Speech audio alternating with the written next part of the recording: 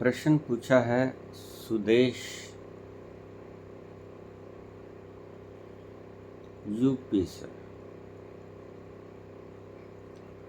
आप कहते हैं बाबा जी कि कोई यमदूत तथा उसके सिपाही नहीं होते।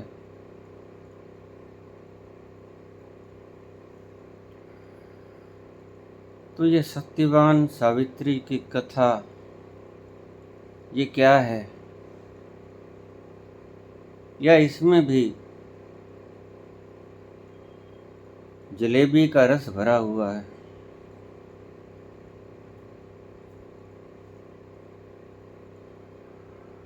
कृपया विस्तार से समझाने का कष्ट करें।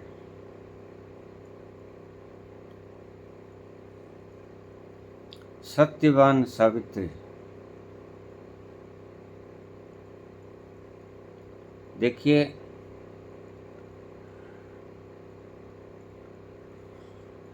ये सती सावित्री स्त्रियों को मूर्ख बनाने की पुरुषों की शरारत थी। सभी पुरुष हंसते होंगे मेरे इस जवाब पे, लेकिन हंसने की आवश्यकता नहीं है। मेरी दृष्टि में आज ये प्रश्न पूछना ही आउट ऑफ सिलेबस है। बहुत देरी कर दी बिटिया। ये प्रश्न 47 के आसपास पूछा जाना चाहिए था। ये सत्यवान सावित्री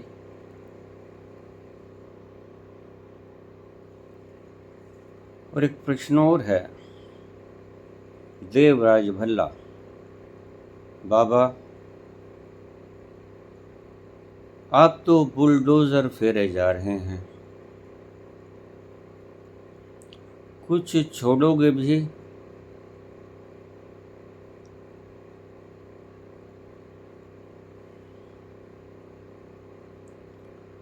देखिए, मैंने आपसे पहले ही कह दिया था कि इन पुरानों बरानों को नदिया में बहा दो। तुमने नहीं बहाया तो मुझे ही प्रयास करना पड़ेगा, क्योंकि सत्य अगर बताना है, उघाड़ना है, तो या तो आप खुद ही पटक देते इनको,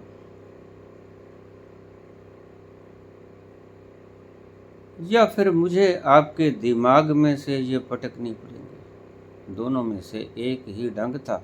आपने तो दिमाग के भीतर ही रखी, मैंने अपना काम शुरू कर दिया।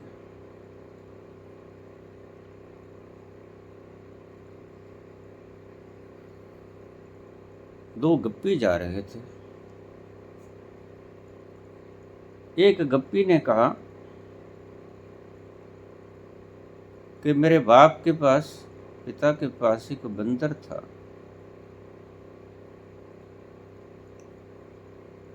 उसके पूंछ की लंबाई 200 मीटर थी। तो साथ में और भी दोस्त जा रहे थे। इम्प्रेशन डालना चाहता था वो गप्पी। देखिए, जिसमें सूझ नहीं होती वो गप्पों से अपना इम्प्रेशन बनाया करता है। इसीलिए मैं कहता हूँ कि इन लोगों में समझ नहीं थी, तो इन्होंने ऐसे पुराण लिखकर आपके ऊपर इम्प्रेशन बनाया है। तो पास वाले ने थोड़ा सा पाम दबाया, कहता है 200 मीटर नहीं हुआ करती।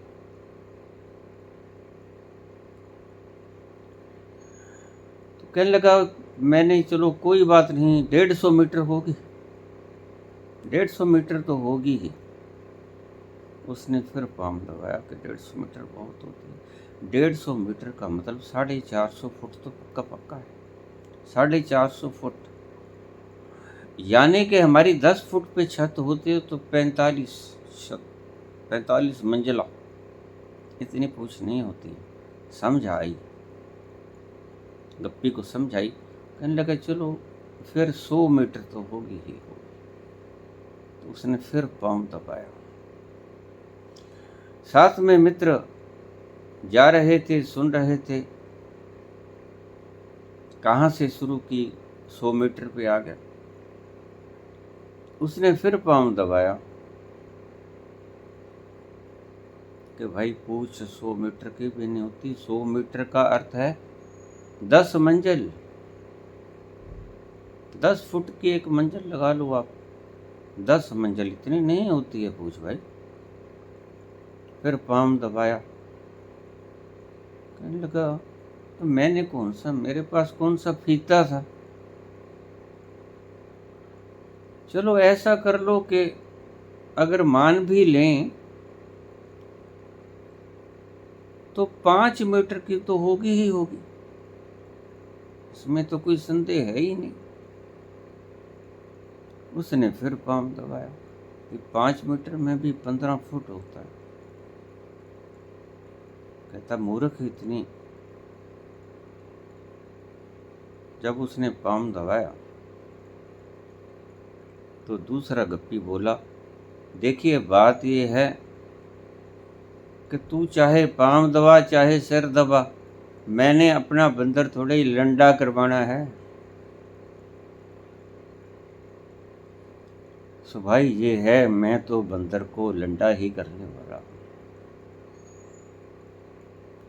नरक स्वर्ग आपसे छीन ली,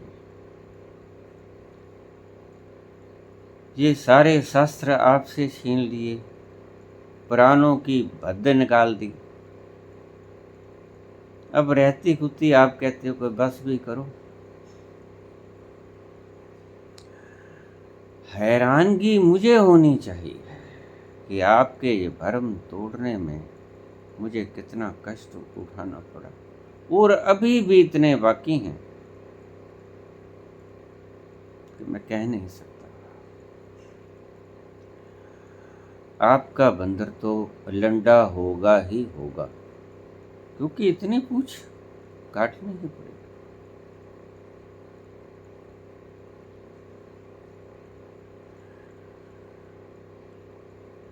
मैंने पूछा हनुमान जी से, हनुमान जी जब आप रावण के दरबार में गए थे तो रावण ने आपका अपमान करने के लिए आपको सिंहासन नहीं दिया था और जिद करने लग गया, बहस करने लग गया। ज्ञानी तो था रावण, चारों वेदों का ज्ञाता था, लेकिन कम ज्ञानी तो हनुमान जी भी न थे। तो आपको आसन तो देना चाहिए था।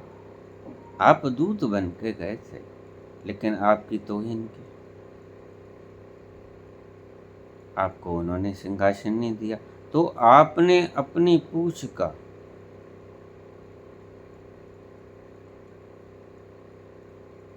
सिंहासन बना लिया, रावण से ऊंचा सिंहासन बना लिया।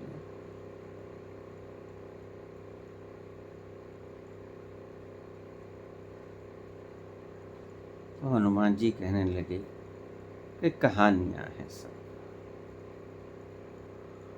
ये कैसे हो सकता है कि मैं रावण के दरबार में जाऊं और मुझे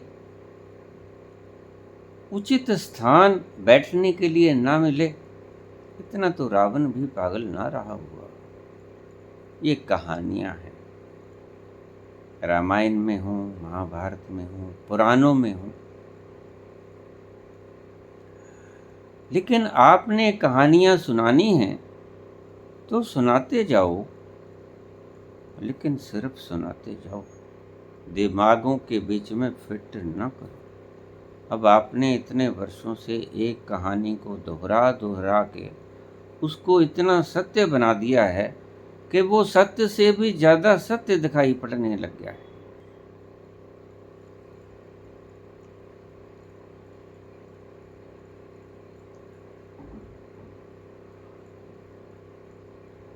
तमाम पुराण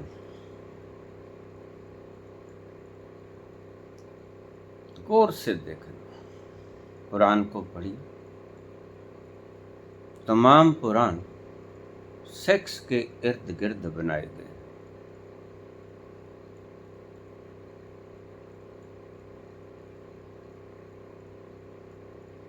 एक पंडित जी कथा सुना रहे थे। भगवान कृष्ण की तो लीला ही होती है, आपको पता ही है। अभी कल ही मैं सुना के हटा हूं, भगवान कृष्ण की लीला सुना रहे थे। गोपियां तालाब में स्नान कर रही थीं, वस्त्र बाहर रखे थे और भगवान कृष्ण ने सब उठाए, चढ़ गए पेड़ पर। गोपियां स्नान करके जब वस्त्र ढूंढने लगी, वस्त्र न मिले। वो नटखट ऊपर, सारे वस्त्र उसके पास।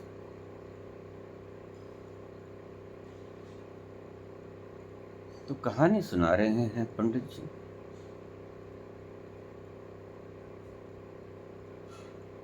गोपियों से कहने लगे भगवान कृष्ण कि थोड़े ऊपर आओ।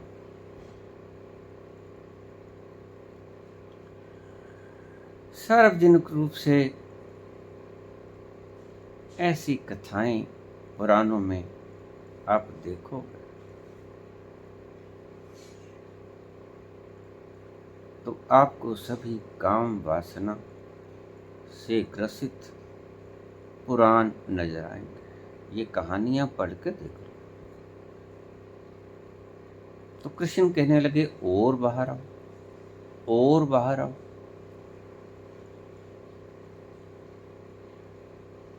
ये क्या है?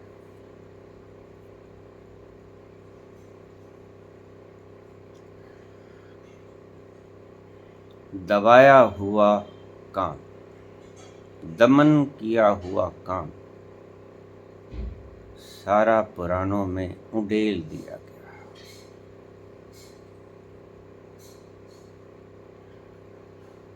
वर्षों तक, सदियों तक, सहस्र वर्षों तक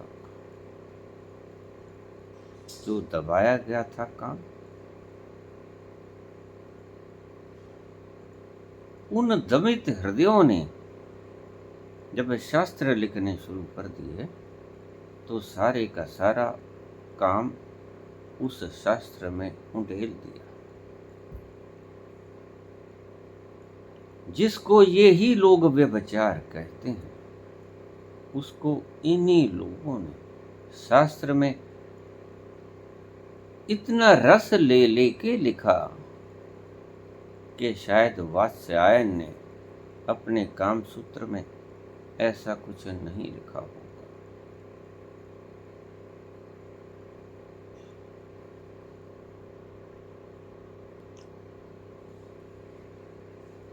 सत्यवान को ले गए थे। सावित्री पतिव्रता थी,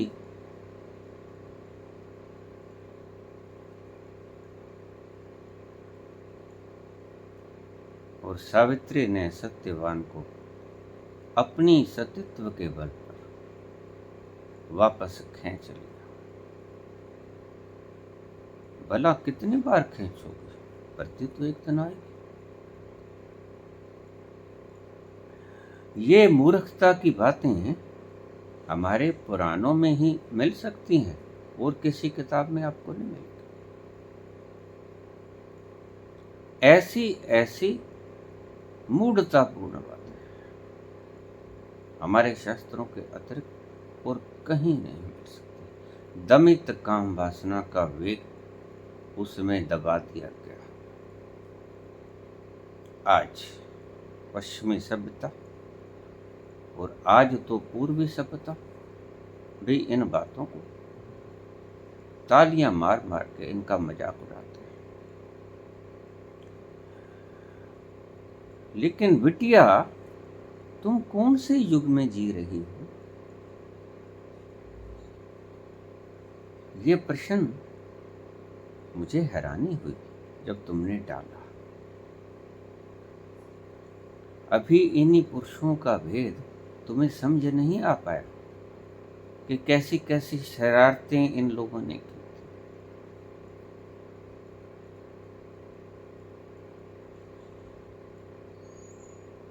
सत्यवान को सिपाही ले गए, यमदूत ले गए।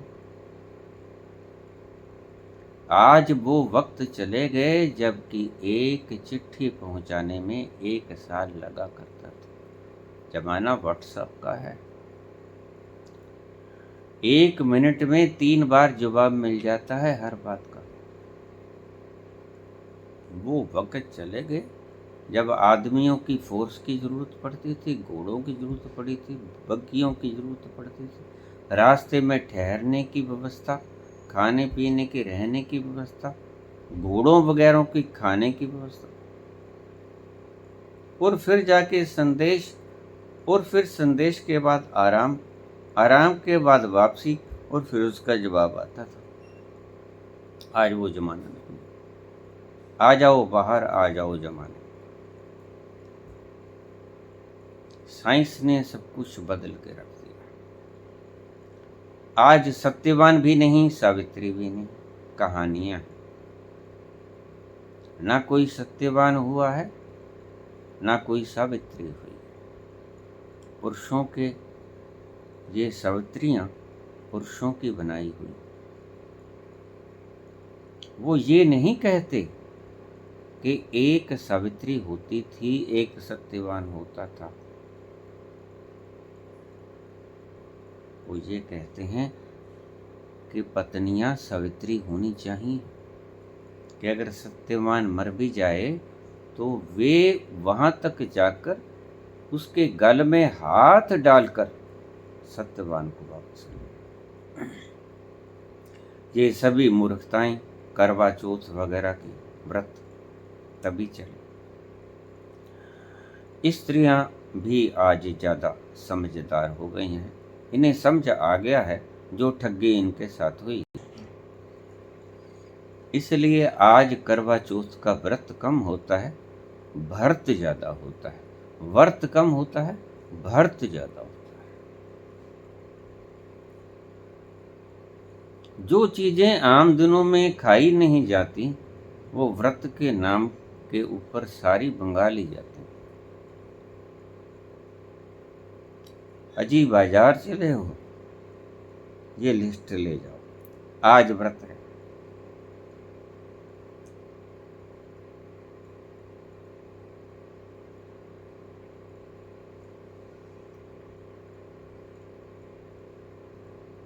ये सत्यवान सावित्री की बातें सुनकर मैं निश्चित रूप से आज वाकई ही हैरान हूं कि आज भी प्रश्न करने वाले बैठे हैं।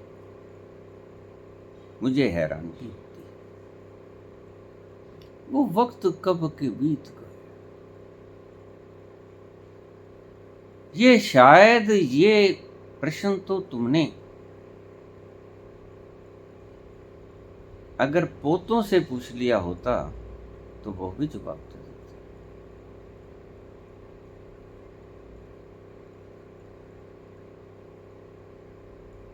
कोई सावित्री नहीं थी, कोई सत्यवान नहीं था, कोई उसकी मृत्यु नहीं आई, कोई उसको लेने नहीं आया, कोई चंद्रगुप्त नहीं थे, कोई देव, कोई राक्षस दैत्य नहीं थे, कोई विमान नहीं थे विष्णु के भेजे हुए। सब बकवास, कोरी कल्पनाएं। इसलिए मैं कहता हूं कि हम कौन कौन सा भरम तोड़ेंगे। दाल में काला नहीं है, सारी दाल ही काली। ये तो दाल ही उड़द की है, मूंगी है ही नहीं इसमें। सारी ही दाल उड़द की है, ये दाल ही काली है। और मैं ऐसे ही नहीं कहा करता हूं कि इनको आप उतार दो। श्रद्धा पूर्वक इनकी छवि बनी रह जाएगी, इनको नदियां में बहा दूं।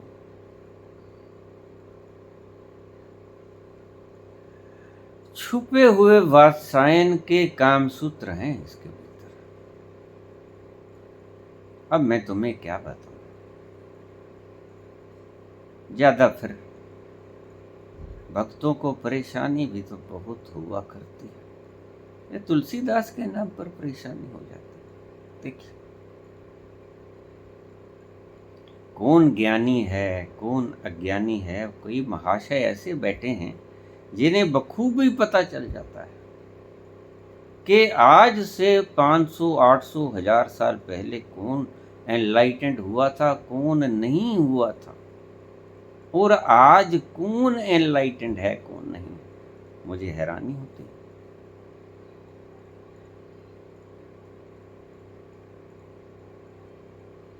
किसी व्यक्ति ने तुलसीदास के बारे में मेरे शब्दों पे आपत्ति की, तो मैंने फोन पे किसी व्यक्ति से कहा कि जरा पता करो तो यह व्यक्ति तुलसीदास के फूफे के मामे के चाचे का साला तो नहीं लगता। ये हाल है इन लोगों का। क्या क्या गनवाऊं आपको मैं इनके पाखंड। और देखिए, उल्टा चोर कोतवाल को डांटे। पागल इन लोगों ने बनाया। अगर हम उघाड़ने चले हैं तो ये भक्त डांट हमें ही लगाते हैं। उन चीजों की असलियत में जाने की बजाय हमें ही डांट लगाते हैं। अजीब बात है, अजीब जमाना आ गया कि आज भी सती सावित्री की बातें होती हैं। अरे भाई, वो गई, तुम कौन से युग में जी रही हो।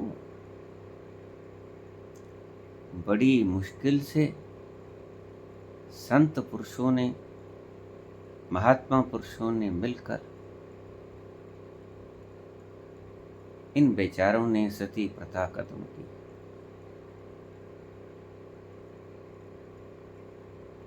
और आज भी ये प्रश्न तुम्हारे दिमाग में जिंदा है।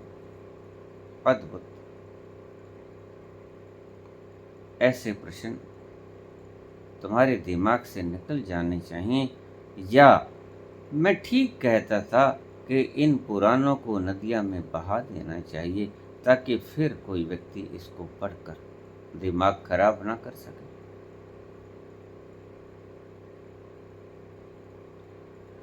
हाँ, मैं कहता हूं और मैं देख, जैसे कबीर ने कहा, तुम कहते कागज की लेखी और मैं कहता आंखन देखी। आज तो तुम्हें ये बात भी कहने की आवश्यकता नहीं।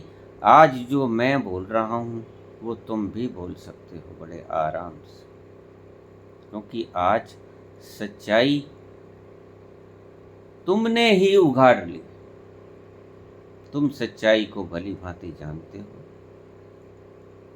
कि पुरुष सदा से ही कामना करता रहा है कि मेरी पत्नी पतिव्रता हो, और मैं पत्नी व्रता हूं या ना हूं। अब भला पति की लंबी उम्र के लिए करवा चौथ का व्रत भूखी औरत ही क्यों मरे। इसीलिए ही तो इन्होंने ईजाद कर लिए फार्मूले। कितने सुंदर ढंग से आज करवा चौथ का व्रत रखा जाता है। और ब्यूटी पार्लर और मेहंदी और नेल पॉलिश, सब के अलग अलग। भला सावित्री ने कभी ब्यूटी पार्लर देखा था। आज किन सावित्रियों को की बात करते हो तुम। कौन सी सावित्री और कौन सत्यवान। ये नकली थे, ये काल्पनिक पात्र थे। अब चले भी जाने तो इनको, काहे दिमाग में उलझाए बैठी हो। अब इति इति बात का भी हमें जवाब देना पड़ेगा।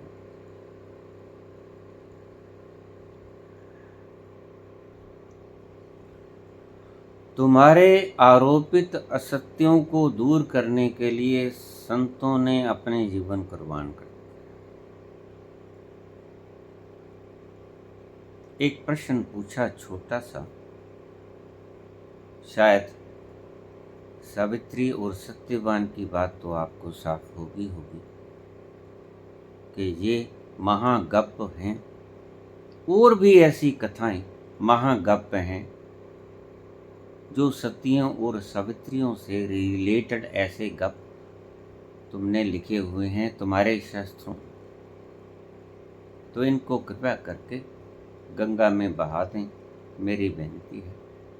नहीं तो संतों का जो समय आपकी मूलभूत समस्या को हल करने में लगना है,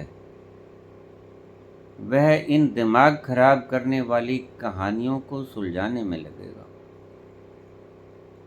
क्या तुम चाहती हो कि संत तुम्हारी भ्रांतियों को तोड़ें या मूढ़ताओं को? मैं समझता हूं कि अब तो तुम्हें समझ जाना चाहिए। वैसे भी आज संतों का अकाल सा पड़ गया है, तभी तो ये लोग फीस रख लेते हैं। एक प्रश्न पूछोगे 1000 रुपये, एक प्रश्न पूछोगे 5000 रुपये, एक कोर्स करोगे 10,000 रुपये, वो भगवान तक पहुंचाने के रुपए लिए जाते। जो बात आनंद के कारण बांटी जानी थी, आज वो लालच के कारण पैसे इकट्ठे करने का ढंग बन गई।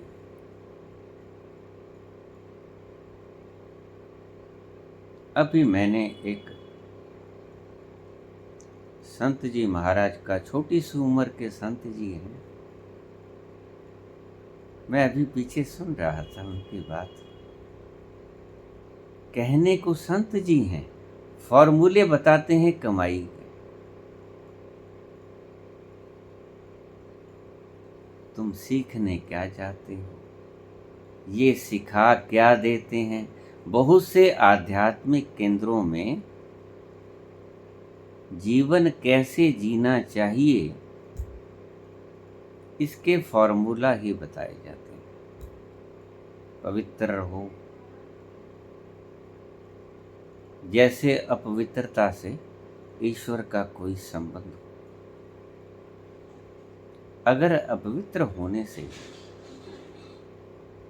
ईश्वर विकृत हो जाता तो वो अपवित्रता बनाता ही क्यों? लेकिन इनको समझ नहीं आएगी। अपवित्रता का ईश्वर से कोई संबंध नहीं। जे रब मिलदा नातियां तोतियां ता मिलदा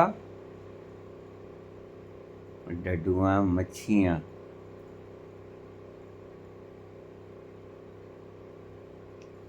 सारे दिन नहाते ही रहते हैं, और हम पंडित जी तो 3 बार नहाते हैं, त्रिकाल संध्या स्नान करके बैठ जाते।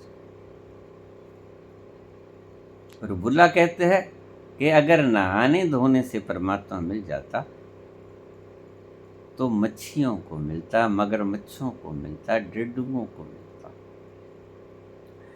मेंढकों को मिलता।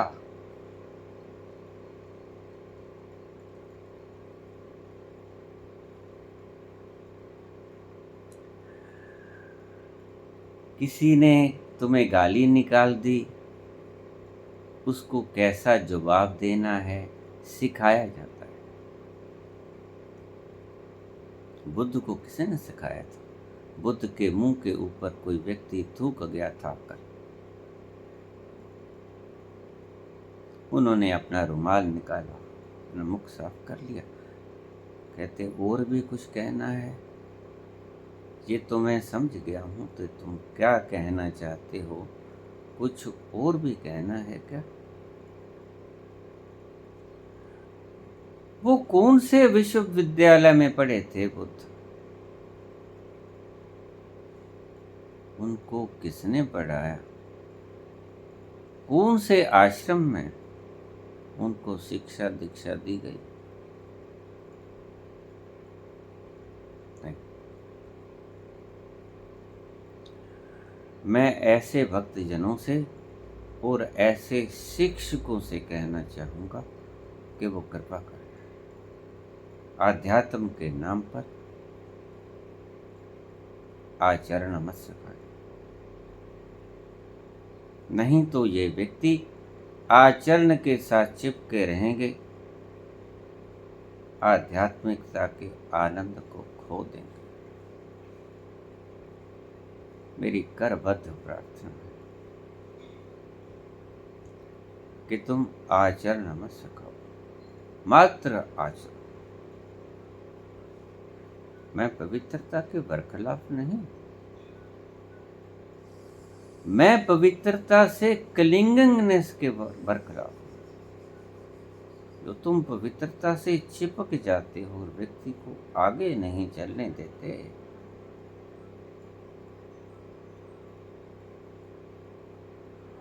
पवित्रता पे उलझा के रख लेते।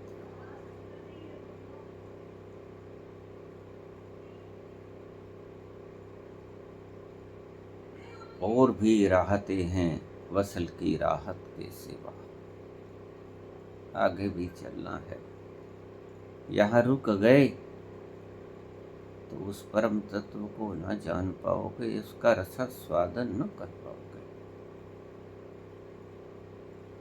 इसीलिए इन कहानियों को कहना बंद करो। अगर तुम्हें नहीं मालूम तो शांत ही हो जाओ, या उनका नाम बदल के आध्यात्मिक केंद्रों की जगह आचरण केंद्र रखो, कि हम आचरण सिखाते हैं। बहुत से विद्यालयों के आगे मैंने लिखा देखा कि जीने की कला सिखाने का केंद्र। ठीक, जो जीने की कला सिखाते हैं लिखते भी यही हैं, कैसे जी सिखाते भी यही, how to live peacefully and calmly, सिखाते भी यही। लेकिन ये लिखते हैं आध्यात्मिक केंद्र। अध्यात्म का आचरण से कोई संबंध। अगर आध्यात्म का आचरण से संबंध होता तो भगवान कृष्ण अर्जुन से नहीं कहते थे कि मार दे, भस्मीभूत कर दिए तुम्हारे सारे बनाए हुए अनुशासन। गुरु वध किया, दादा का वध किया, भाइयों का वध किया और छल से भी किया। भगवान राम ने छल से बाली को मारा, पीठ पीछे से। जिसको मारना जरूरी होता है उसको छल से भी मार देना चाहिए। जो हमें पता है कि यह एक व्यक्ति समस्त विश्व को समाप्त कर देगा, तो उस व्यक्ति को समाप्त कर देना चाहिए विश्व को बचाने के लिए।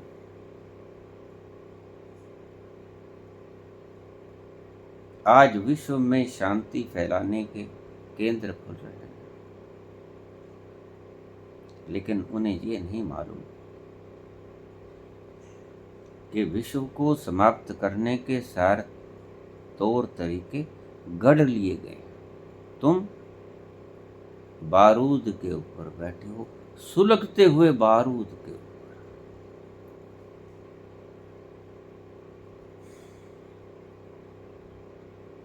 पता नहीं किस घड़ी धमाका हो जाए और ये सुंदर पृथ्वी ग्रह नष्ट हो जाए। राजनीतिज्ञों की अपनी मजबूरियां हैं, आकांक्षाएं।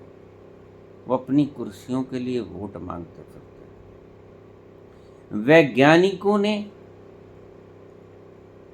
एटॉमिक हथियार तय कर लिए, बंद कर लिए कमरों में।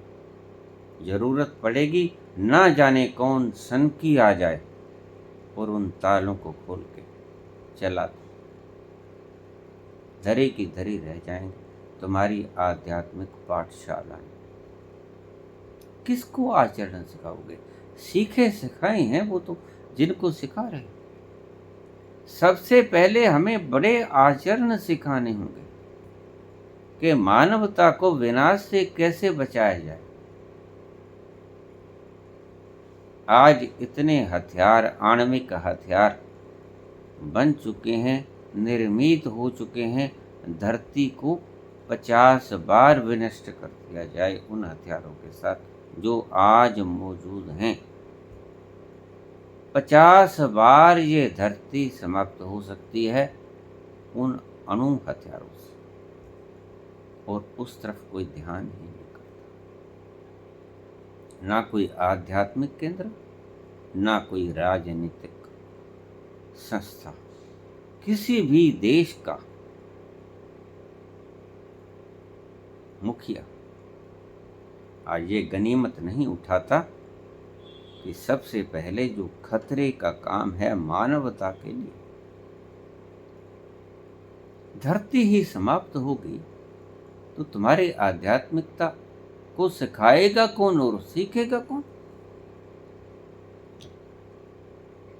मेरी दृष्टि में आज मनुष्यता को जागने की आवश्यकता है। सबसे पहला काम है इन आणविक हथियारों का विनष्ट कर देना। ये कैसे हो? सबसे पहला सवाल ये है सॉल्व करने वाला, जिसे तुम परोक्ष अंधेरी कोठड़ी में फेंके बैठे हो। तुम्हें पता ही नहीं है कि तुम्हारी मृत्यु का सारा सामान कफन सहित यहाँ दफन है। पहले इनको समाप्त करो तो दुनिया में शांति आए। और समृद्धि से पहले शांति आवश्यक है। अगर समृद्धि चाहिए तो अशांति में समृद्धि कभी नहीं आती। समृद्धि से पहले शांति का होना आवश्यक है। अगर तुम शांत होगे तो तुम बाद में समृद्ध भी हो जाओगे। अगर तुम शांत नहीं हो, तुम अशांत हो, तो वहां तो समृद्धि नहीं आएगी, वहां तो विनाश मात्र ही आएगा।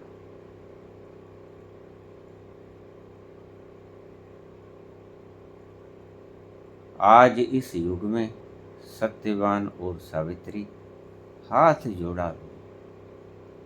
अब तो फेंक दो इनको कचरे को। आज भी इन बच्चों की तरफ देखो, ये क्या कर रहे हैं। मुझे समझाना पड़ेगा।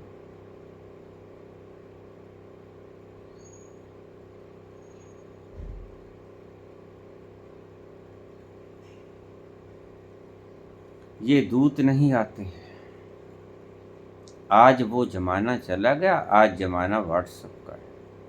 आज कंप्यूटर भीतर फिट जो नए व्यक्ति भेजता है ना भगवान, वैसे तो पहले भी ऐसे ही आते थे, लेकिन विश्लेषण करने वालों ने आपको धोखे में डाल दिया। शुरू से ही भगवान ने मनुष्य की संरचना ऐसे की है। हाँ, जैसे जैसे तुम इन्वेंशन किए जाओगे त्यों त्यों तुम्हें पता चलता जाएगा कि वो नहीं था, ये है। प्रकृति ने आपके भीतर सुपर कंप्यूटर फीड कर रखा है, आपके सबकॉन्शियस। आपका प्रत्येक कर्म वहां फीड होता है। अन्यथा व्यक्ति का क्या है? कोई चित्रगुप्त थोड़ा सा पौआ लगा ले और भूल जाए, आपके 5-4 कर्म वो लिखे ही ना। बेचारे थक जाते होंगे, एक इस तरफ बैठा है, एक इस तरफ बैठा है, थक जाते होंगे बैठे बैठे। और कभी शायद कोई पौआ, कोई यदिया मन में आ जाता होगा, वो फिर भूल जाते होंगे। तो फिर क्या होगा उसके कर्मों का? गड़बड़ हो जाएगी। लेकिन उसकी सृष्टि में तनिक भी गड़बड़ कभी नहीं होती, इसलिए उसने आदमियों के ऊपर छोड़ा ही नहीं ये काम। ये सारा काम ऑटो कंप्यूटराइज्ड है। इधर तुमने कर्म किया, उधर फीड हुआ। किसी को कहना नहीं पड़ता, किसी को आदेश नहीं करना पड़ता। इधर व्यक्ति कर्म करता है, उधर फीडिंग ऑटोमेटिक। सो भूल जाइए उन वक्तों को जब कभी सत्यवान को लेने के लिए कोई यमराज यमदूत आए थे। कोई नहीं आए थे। तुम्हारे शास्त्रों पुराणों में लिखा हुआ है कि युद्ध हो गया था, विष्णु जी के गण आ गए, पार्षद आ गए, हमारे आदमी को कैसे लेके जा रहे हो? ये कहानी। अभी इस सड़े हुए दिमाग को साफ भी तो कर लो। शरीर रोज साफ करते हो, धोते हो, ये थोड़े सी दिमाग के भीतर भी इस कचरे को निकाल के बाहर फेंको ना। ऐसी कहानियां बहुत पुरानी हो गई और ऐसे संत पुरुषों का वक्त जाया करना ठीक नहीं होता।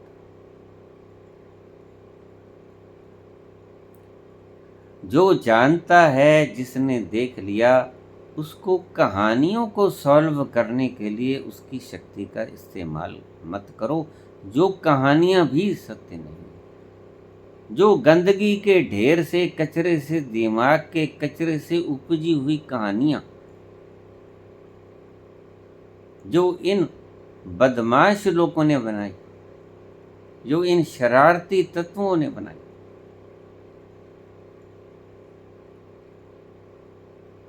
भला इन बातों से, इन शास्त्रों से कभी किसी का कल्याण हुआ है? इन कहानियों के कारण पुरुष संदेह कर रहा है स्त्री पर, स्त्री संदेह कर रही है पति पर। क्या निकाला इसमें? तुमने ये राड छेड़ी ही क्यों? अब ये नासूर बन गई है और ये नासूर फट गया है। आज फट चुका है, विस्फोट हो चुका है। आज कोई सत्यवान सावित्री की बात ना करे, भूल जाओ अतीत को। वो अतीत में गया। और संत इसलिए नहीं होते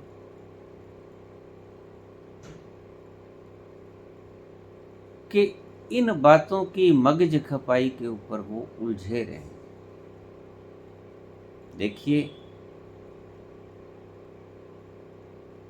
ये आध्यात्मिकता की बातें नहीं। आध्यात्मिक व्यक्ति से यह प्रश्न पूछना भी नहीं चाहिए। मुझसे पूछा है कि संक्षेप में आध्यात्मिकता का थोड़ा मतलब समझाने का कष्ट करें। अभी वक्त थोड़ा रह गया है, संक्षेप में ही बता पाऊंगा। यद्यपि व्याख्या सहित तो मैंने 200 के करीब वीडियोस डाल दी, 2-2 घंटे की व्याख्या तो आप उनमें सुन सकते हो। लेकिन अगर थोड़े शब्दों में मैं बोलूं तो आपकी इस गलती को, इस गलत मान्यता को, इस गलत फहमी को, जो आपसे भूल हो गई, उससे आपका दिमाग मुक्त हो जाए। कैसे टूट जाए वो जो तुमने बंधन अपनी आत्मा पे बेड़ियों का डाल लिया।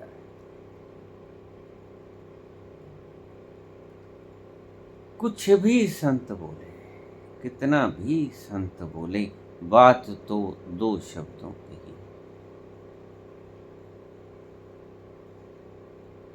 क्या है वो दो शब्द? वास्तव में तुम क्या, वास्तव में असल में तुम हो कौन? बस यही सवाल। बाकी सब चीजों को गौण कर दो, बाकी सभी शास्त्रों को एक तरफ रख दो, बस इतना बता दो कि आप हैं कौन। गुरु और आध्यात्मिक केंद्र यही सिखाते हैं, जो सच्चे होते हैं। जो सच्चे नहीं होते, वो आपका दिमाग, आपकी इंटेंशन और तरफ लिए जाते। मैंने देखा है, आज आध्यात्मिक व्यक्ति तथा कथित आध्यात्मिक व्यक्ति महाकाल की बातें सिखा रहे हैं। वो बता रहे हैं कि तुमने क्या खाना है। अरे भाई, ये डाइटिशियन पे छोड़ दे तुम आध्यात्मिकता की बात करो। ये काम डाइटिशियन का है। जमाना क्या आ गया है देखो। आज तो आंखों का और कानों का और मुंह का ये डॉक्टर सब अलग अलग हो गए हैं। किसी जमाने में डॉक्टर सारे इलाज किया करता था। जैसे एक दुकान से प्याज भी मिल जाया करते थे, दूध भी और मिर्च भी, सब कुछ मिल जाया करता था। लेकिन आज अगर मिर्च लेनी है तो कहीं मिले, प्याज लेना है तो कहाँ मिले, कपड़ा लेना है तो कहाँ मिले, सब अलग अलग। वक्त ऐसा आएगा जब आप डेंटिस्ट के पास जाएंगे और डेंटिस्ट कहेगा कि ये तो आपका 3 नंबर का दांत दुख रहा है, 3 नंबर के एक्सपर्ट के पास जाओ। दूर नहीं है वक्त आएगा जब वो कहेगा कि ये लेफ्ट आई है, राइट वाले के पास जाओ। मैं लेफ्ट का इलाज करता हूँ, राइट का नहीं करता। राइट के लिए उस डॉक्टर के पास, स्पेशलिस्ट के पास जाओ। ईश्वर की प्रकृति इतनी महान बनाई है उसने, विविधता हर चीज में।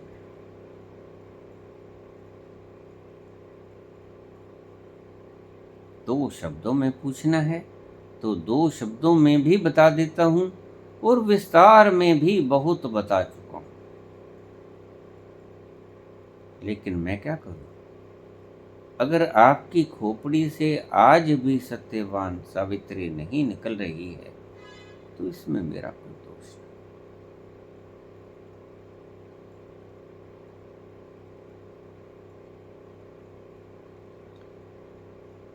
तुम्हें शास्त्रों को फेंकना होगा। आज ये शास्त्र रहे ही नहीं।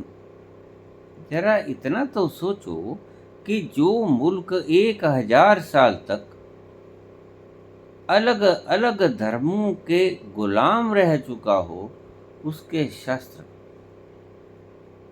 पवित्र रहे होंगे, उसके शास्त्र विकृत न कर दिए गए होंगे। तुम्हें इतनी बात समझ नहीं आती? हम 1000 साल तक, कभी हून आए, कभी मुसलमान आए, कभी अंग्रेज आए, कभी कोई, और वो सब अपनी अपनी सभ्यताएं हम पर थोप गए। इसलिए आज वेदों तक में ऐसे ऐसे शब्द मिलते हैं जो हैरान करने वाले। वो हमारे ऋषियों के शब्द नहीं।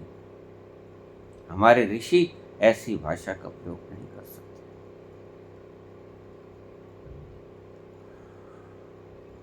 वो दुष्ट लोगों ने लालचवश उनके शब्द बदल दिए। और मैं आपसे पहले भी कहता हूं कि अर्थ तो एक क्षण में बदले जाते हैं। अर्थ शब्द भी वो ही रहें, लेकिन बोले जाएं ठहराव के साथ। मैंने बहुत बार कहा है, 4 शब्द हैं, रोको, मत, जाने दो। इन चारों को अगर ठहराव के साथ बोला जाए तो अर्थ पलट जाएगा। रोको मत, जाने दो। दूसरा, रोको मत, जाने दो। वही 4 के 4 शब्द,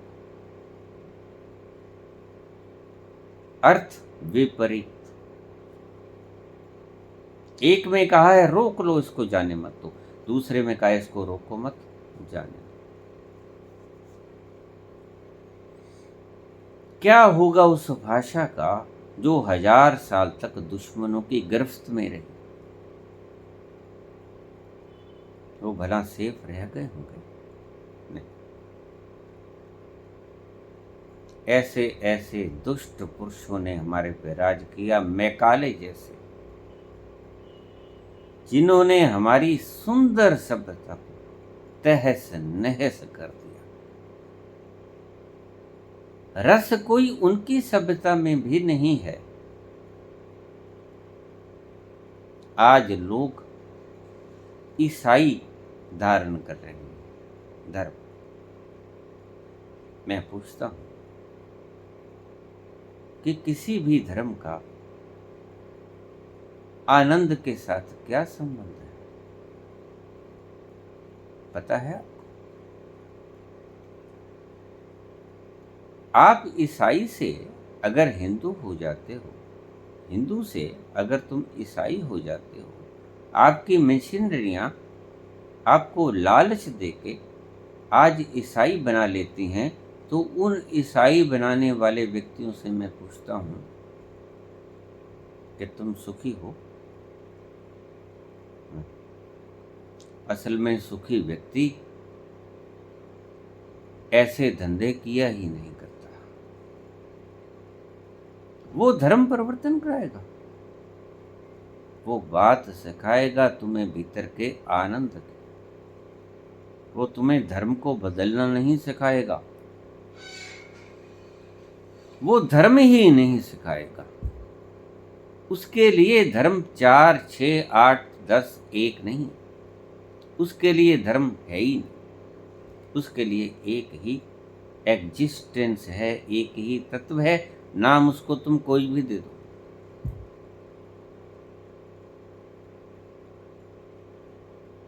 जो लोग खुद दुखी हैं, ईसाई हैं, वो हिंदुओं को ईसाई बनने के लिए प्रेरित कर रहे हैं। पैसे का लोभ तका के, पदवी का लोभ तका के। जैसे भी व्यक्ति लोभित होता है, जैसे हम वोटें लेते हैं, किसी के ऊपर टैक्स का रेट डलवा दिया, किसी के पीछे कोई एजेंसी लगा दी, अब जिसके पास है वो तो डरेगा ही। इसीलिए जिसका राज होता है वो सारी गेम्स खेलता है। वो डराता भी है, धमकाता भी है, केस भी डालता है, हर तरह से कोशिश करता है कि किसी न किसी तरह मैं इसको पटकनी दे दूं। लेकिन 1-2 बार कामयाब भी हो जाता है। फिर व्यक्ति कहता है कि ठीक, मरना तो है ही एक दिन, फिर आज ही मर जाते हैं। फिर सही युद्ध शुरू होता है। महाभारत से पहले बहुत कुछ हुआ करता है, और जब सारे द्वार बंद हो जाते हैं तो महाभारत हुआ करता है।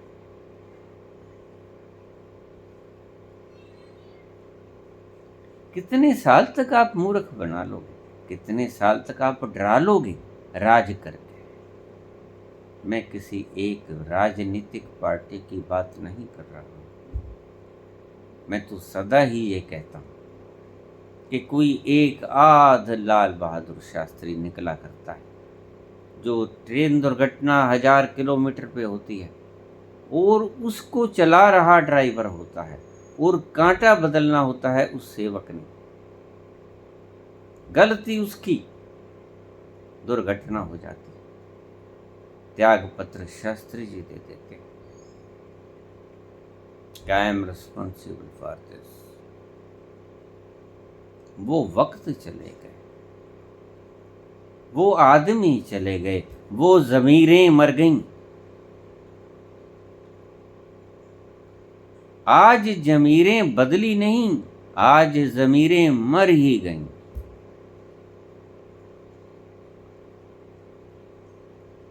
आज लक्ष्य दिखता है व्यक्ति को कि मेरा लक्ष्य क्या है, कर्तव्य नहीं दिखता।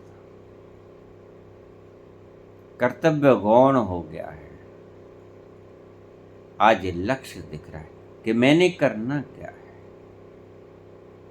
कौन सी नदियां में डुबकी लगाऊं कि मेरे सारे पाप धुल जाएं। गंगा में लगाऊं कि यमुना में लगाऊं कि त्रिवेणी संगम में लगाऊं, जिसमें मैं पवित्र होकर बाहर निकलूं। मैंने सुना है वक्त वक्त पर पार्टियां गंगा यमुना का रूप धारण करती रही। जिसका राज होता है उसमें कूद जाओ, तुम्हारे सभी गुनाह माफ। लेकिन कोई संचालक है इस सृष्टि का।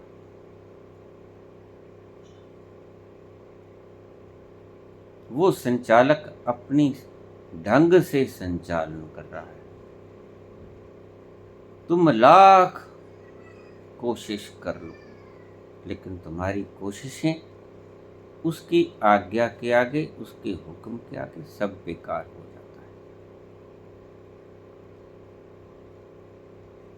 तो मुझसे पूछा है कि 2 शब्दों में आप आध्यात्म की व्याख्या कर लीजिए। मैं तो 2 शब्दों में ही व्याख्या कर लूंगा, आप समझने वाले हो।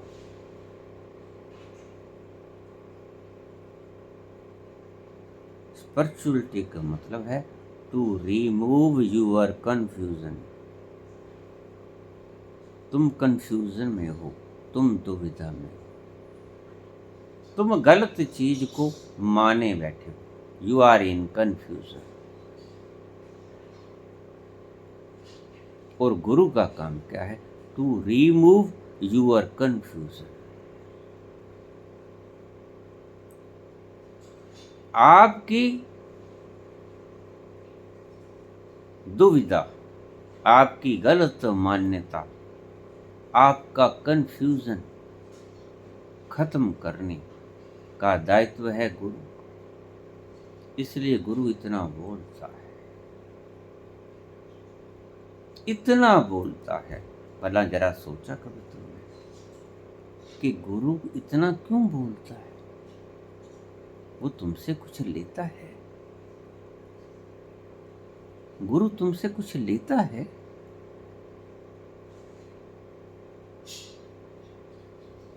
सच्चा गुरु आपसे मान सम्मान की अपेक्षा भी नहीं रखता।